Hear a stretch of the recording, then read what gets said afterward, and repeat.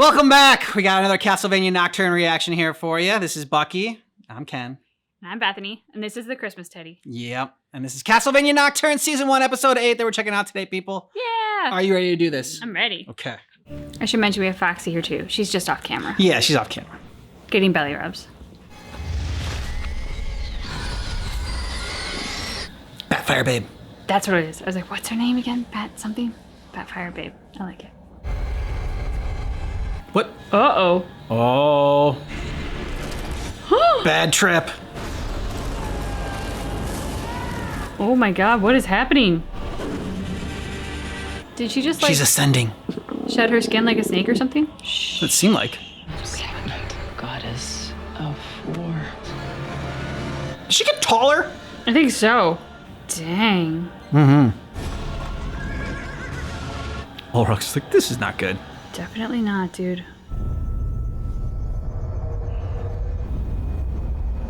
Cool shot. What the fuck has happened to the sun? It's an eclipse. It's just the moon. It happens. No, it's Ursibit. Vower of light who will eat the sun.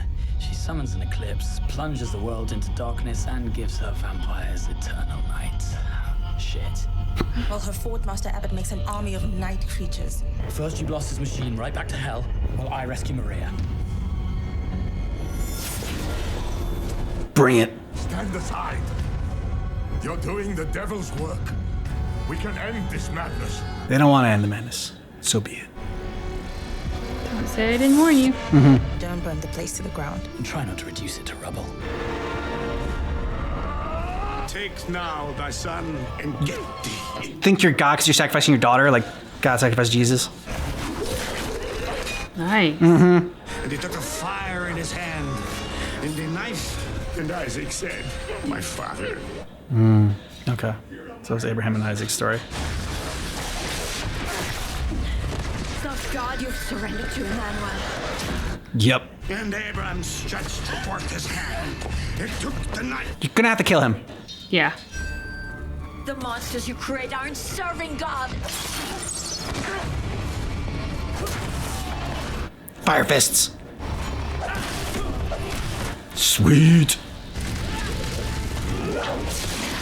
Ooh, okay. Nice. I'm sorry. You're safe. That's what matters. You think this will save your church? A pact with the devil? The revolution will raise all your churches to the ground and salt the fucking earth. Okay. That book does not belong to you. Doesn't belong to you This either. blasphemy will not go unpunished. You're right. Your blasphemy will be punished. Oh, rocks. Oh. We can kill every one of your pets, or you can surrender. It's you that should surrender. There are powers at work here of which you can only dream. Well, all I see is a whole load of dead night creatures and dead monks, and I haven't even broken a sweat. And then go! Gosh, you so Pray with me. Pray to God for this horror to end. He's very big into prayer. Have you forgotten the eclipse? Well, I thought it might just be for mood. It is pretty spooky. Oh. Oh, shit. No more laughing matter. Ooh. Batfire Babe is in the house. Girl and the boy who ran away. He's not running now. Like how Marcus came in at the end. Like the Peggy scene. And Peggy. Uh-oh. Focus. He's just giving you the soundtrack for destruction. He's gonna be on his side, I think.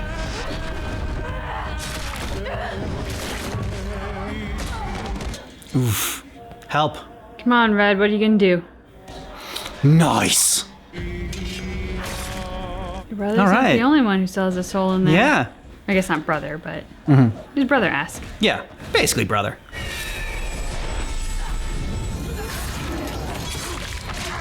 Oof. Nice. It's a lot of hacking. She's got like some Street Fighter kick moves. Oh, yeah. She looks like she's enjoying this too much. Whoa. Whoa, damn. Okay. Summon a lot of them. She has an army of parrots. Look out, Maria! Nice, turtle! Turtle! Turtle Kitty power punch. That was amazing.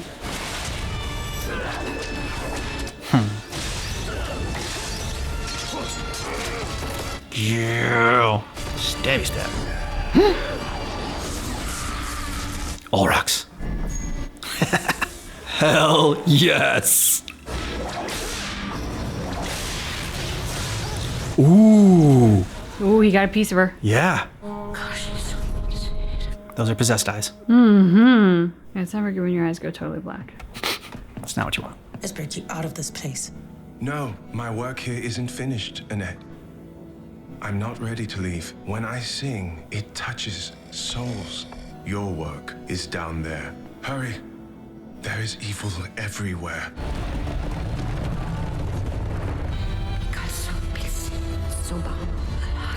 So what is she supposed to do? Just push it in the hole? Yep, it's gonna take a big Okay. push. Okay, you got a big guy though. That helps.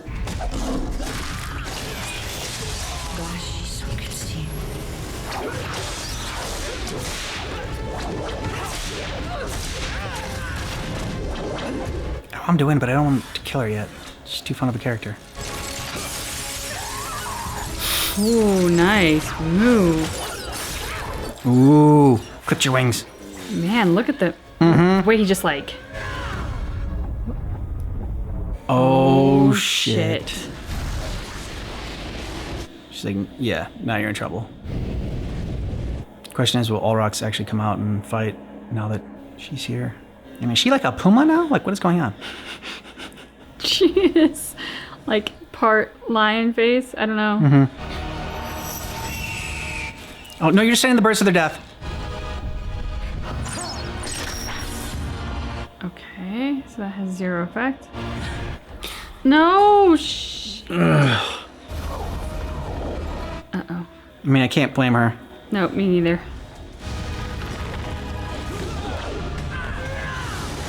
Fire to the face, doesn't matter. She's got this force field. He's hitting her with his best shot, though. Oh. Oh no, dude, you're just dead. Yeah. So I guess he does care about you. One of his demons. Make it stop. You can't let her kill our daughter! Emmanuel, please, fight her! She defeated him long ago. Everything I do is for God. Oh, bullshit! Did you think I wanted to kill her? Primitive minds you people have. I don't want to kill her. I'm going to give her eternal life. Or is it odd that I think the abbot would have been okay with death of his daughter, but not like his daughter being a vampire? No, I see that. Human sacrifice was biblical. Eternal life is demonic. Yes! The show must go on. Let me go. You can't fight Elizabeth. Then you fight her. You're the powerful vampire. Not powerful enough. And I don't want you to die, Ms. Rack. My name is Marcus. You're an animal which lost its soul centuries ago. No, He has a soul. he definitely has a soul. Tortured one. Marcus just has some survivor's guilt. I promised her paradise, not this. But this is even better. You lied. Shocker. Paradise on Earth.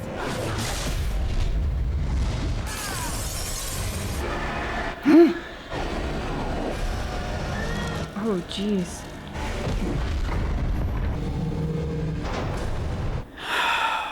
Crab biscuits. Take me. It has to be someone he loves. He loves me. Ask him. What are you doing? Interesting. The holy man, tempted by sins of the flesh. But it wouldn't be any old temptation. No, no, no, no, no. It would be something worth risking damnation for. Shouldn't I have a virgin? I'm a speaker, a sorceress. I remember you. You killed your own sister. Oh, she actually remembers Do you you. love her? No, what are you talking about? What are you doing? Do you love her? God has given you the ram. Absolutely. I love her with all my heart. The little one that you have. Maria! You can't stay here. Demons from hell don't scare me. Warriors in arms, family in heart. Get her out of here! I promise promised you someone I love. Let the others go. This isn't a life. You need me. No, I don't.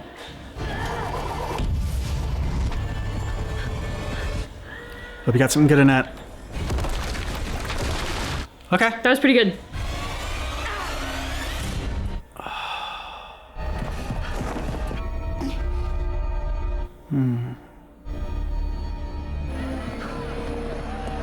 Did you send the machine to hell?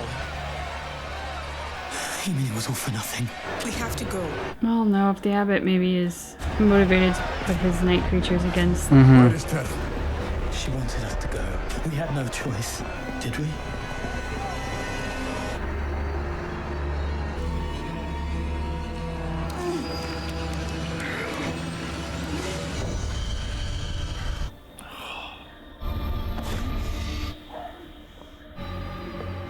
You're not going to let them go, are you? Of course not. They're revolutionaries, Father. We're here to crush them. I thought we agreed about that. Batfire Babe has a nice butt. Ooh.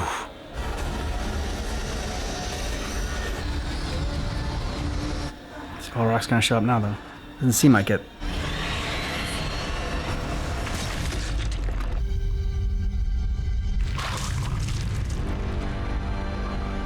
Oh, yeah, Grandpa! Oh, fucking Alucard! For real?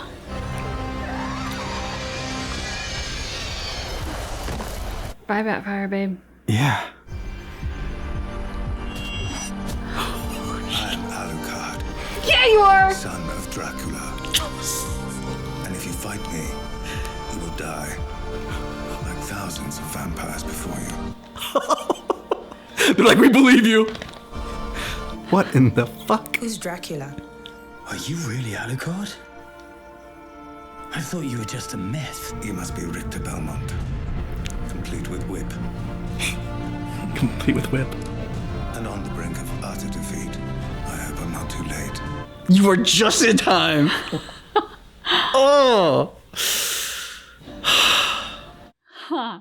Wow. Yeah. I felt like it was getting towards the end of that episode. I'm like, is this like a double length episode that they're gonna have for the finale? Because it seems like it's getting towards the end, and like I hope they don't end this season on a downer, Yeah. on a complete down note. I mean, like, so it's like it seems pretty bleak. Then Alucard comes in there. I thought it was gonna be Grandpa Belmont coming in, like, oh, okay, he got off the sidelines and now he's helping, and Or Aurochs, like, picking the side. I mean, he has picked a side. He's just not public about it right now. he is, yeah. I mean, he's just playing the game and he doesn't want to die himself, and so he's being smart about it, I guess. I mean, it doesn't hurt to have someone on the inside as Yep. long as, like, there's still a battle to fight, which if everyone on our side dies, less of a battle. Yeah, exactly. But I did not have my bingo card Alucard coming through. No, and I remember when we started Castlevania, like, at certain points, I was like, oh, I wonder if Alucard's going to show up. But, like, because he is a vampire, and so, of course, he could still be alive. Yeah. But enough time has passed throughout the season, and, like, Trevor is gone, and Sypha is gone, and, like, this is years past. And so, eventually, my brain just started lumping him in with the past. Mm-hmm. I kind of forgot the vampire nature of living forever, and so I just didn't, in my mind, have it coming anymore. Yeah. They played it just right. They did. They picked a great moment. And, oh man, gonna miss Batfire Babe Jolta. At least they gave her a nice shot there. Before the penultimate shot. You said she had a nice ass. The booty. They gave us the booty shot. In memoriam for Batfire Babe's booty. Yes. Which was very nice.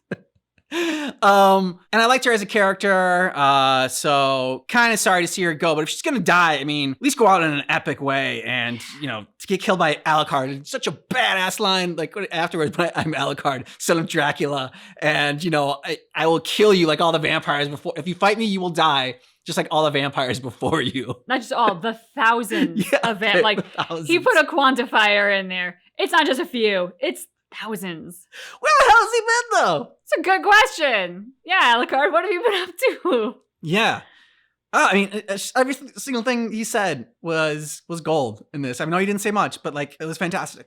Oh, I loved how it was like, you must be Richter, a Belmont, complete with whip. Complete with whip. Just boom. Oh, Yes. it's great. That was so great. It's hard to talk about anything else. I mean, there's a lot happening in this episode, but that was just, man, extremely satisfying. Best moment in the series so far. So on a narrative side of things, why do you think they weren't able to push the machine through? Like, obviously that's got to come back, because if it wasn't going to come back, we would have pushed it through. Yeah. I don't know. Maybe I don't know. I was like, I don't know. There's a way to like, they keep the machine and they can figure out a way to reverse the night creatures and give people back their lives. And, but now who's glass half full? Yeah, that's a little bit too like, Pollyann for, Castlevania series, which is how dark it is. And like, I like the tone that it sets. So I don't know why, narratively, why they're going to keep the night creatures in there, unless it's like to build an army to take her down, to take Elizabeth down. That's where my head is at. I'm thinking that she's going to fall into the category of most people who go down the path of power, where they want power. What's the phrase? Like absolute power corrupts. Oh, and a power corrupts absolutely. Yeah, absolute power corrupts absolutely. So like she's going to go down that path. I think that's what's going to happen. Enough people are going to see what she's really like. They're going to have the aha moment. They're going to turn on her. And I think for the abbot, this was that moment. He was ready to sacrifice Maria, which is horrendous, but he had convinced himself it was all God's will and she was going to go to paradise, and whatever Abraham he and had needed Isaac, to say to make it palatable to himself was turned on its head the moment that it was eternal life and damnation then. So yeah, I think this was the moment for him. And even though Maria didn't die, he did care about Maria's mom for whatever kind of weak ass love it was. Yeah, and they at least give him like, they continue to give him justification, the abbot. Like, he's thinking that he, just like Abraham sacrificed his son Isaac or whatever, he's like, okay, so this has happened in the Bible before, and like this is God testing my faith, and so I need to be able to sacrifice my daughter in order like for his faith or whatever. So like they did a good job. I don't know, just like giving reasoning, even if we don't don't agree with it. And still think of him as a monster. And a good job, because when he said that he loved her, I don't know if I felt bad for him, but like it got to me a little bit, just because I don't know. It was a very human moment. I mean, you believed it. Like this person, he had a heart. It was capable of love. And I really do believe that he loved her. And like, it's like, I felt like at that moment, he had the realization that the guy who we called Marcus, if you haven't seen our last episode, this is the first time you're checking us out. Last episode 7, we just decided to call Orox's and like boyfriend in this booty call or whatever, and the abbot's former right-hand man Marcus. But he had that, like, the abbot had that realization, that moment, that like he had been on the wrong side, and like everything he had done was wrong. And the horror on his face, it was just kind of one of those, it was handled really well, because for a character that I hate and despise, seeing him cry and admitting his love, and like seeing that that human side of him, gave me some empathy towards him. Yeah, I think they did a really good job, because it struck me as, which is a lot of what you just said, that in that moment he was mourning the loss not only of Maria's mom, which was a guaranteed about to happen situation, but I think also his humanity. He had once been Foxy. It was Foxy snoring. He had once been a man who had loved her so much that, to what Batfire Babe had said, he was willing to risk damnation. That's how much she meant to him. Like, she was that beloved that an abbot was going to risk damnation. It wasn't simply sins of the flesh. Like, if that were the case, he'd have been hooking up with people all through the town. So like, it is hard for me to empathize with him. It is hard for me to feel bad for him, because he has entirely brought this on himself. Yeah. He has no one to blame but himself. But in the moment of the tears streaming down his face, you see the horror, not only of what is about to happen, but of the realization of what he's done and what has happened by him. And so like, you really want people to have that moment before it gets to this, but again, better late than never. Yeah. So at least he's had this moment, and now hopefully he can pivot, do better. And either Alucard or Richter has got to master Ultra Instinct, because that is the only way to penetrate her force field, Elizabeth's force field. She got this force field that like nothing can get through. Yeah. And it's like, how do you penetrate that with love? I don't know if this is gonna be one of those like only love can stomp out hate, light stomp out dark moments. I'm gonna go with Alucard's gonna get through that thing. Yeah. Oh. I don't know how, but he's getting through. But I'm looking forward to seeing that battle. Oh yeah. And Ulrox saving him, saving Marcus. Just wow. He talked about how he didn't love him, and it was just like it was just a physical thing. But seems like Olrox, I don't say maybe like loves easily or whatever, but like he does have that soul and does have a heart, and so he did care for him just to save him like that. Yeah, considering who he's surrounded by as he goes up in like the Messiah's court, you don't put that kind of skin on the line for a booty call. I'm sorry, he put a lot at risk by. And you would know this how? Well, I've had so many booty calls in my time that so I loved that moment of like, especially too when they noticed the smoke and they're like, "What was that?" And they said, "Oh, like some of the demons do that or something." Like they saw. See, that's what I thought too. I thought at first she was asking, "Oh, what was that all about?" And she says, "Oh, some of the demons do that." She was saying about the singing. Okay, that's what she was saying. Like it's like, "Oh, some of the demons do that," and like that was bothering Elizabeth was the singing. So maybe that's how you penetrate her force field, the power of song. There we go. Yeah. But I wonder that too. I was like, did they catch that? Like him getting carried away by a demon? Maybe they thought just like, oh, one of our demons is taking him away and like wants to like have lunch and like in peace. It's a private diner. Yeah, exactly. But I mean, whether they noticed it or not, the fact that Olrox was willing, like he'd kind of been stealthy up until that point. Yeah. Whisking a person away, you're no longer stealthy. Mm-hmm. So, you're putting skin in the game. Yeah. And he did. So obviously Marcus, as we've now named him, is more than a booty call, whether or not Olrox wants to admit it. And Marcus, for his part, he's the right hand to the abbot, but he's a soldier through and through. Like the thought of being saved from the battlefield while his comrades died, he did not have gratitude. He had a lot of anger and survivor's guilt at that possibility. And so, I mean, he's a character I respect. Yeah, me too. He just very much stands up for what he believes in, and I don't know, is very unwavering in his faith. Picks what he feels is right and fights for it, and will fight to the death, and just does not run away. I don't know, just there's a lot to like about him, especially in him being just a regular person. No magic, no training to kill demons like a Belmont or whatever. Just a regular soldier. And still exceptional, but. There's also a lot of like, when he was trying to get people around to his side, like, pray with me, pray for forgiveness, which like saying that over and over again, I think ordinarily could strike me as like, oh, you can't just pray your way out of everything. Like, come on, dude, exactly. Time and place. But in this instance with him specifically, I was feeling his own guilt at what he had been a part of. I agree. And his desperation for like, we need to pray for forgiveness. We need to atone for this. We need to get on the right side of history here. We need to do this. Like, we can't just keep pretending this is okay or pretending this is God's will. It's not.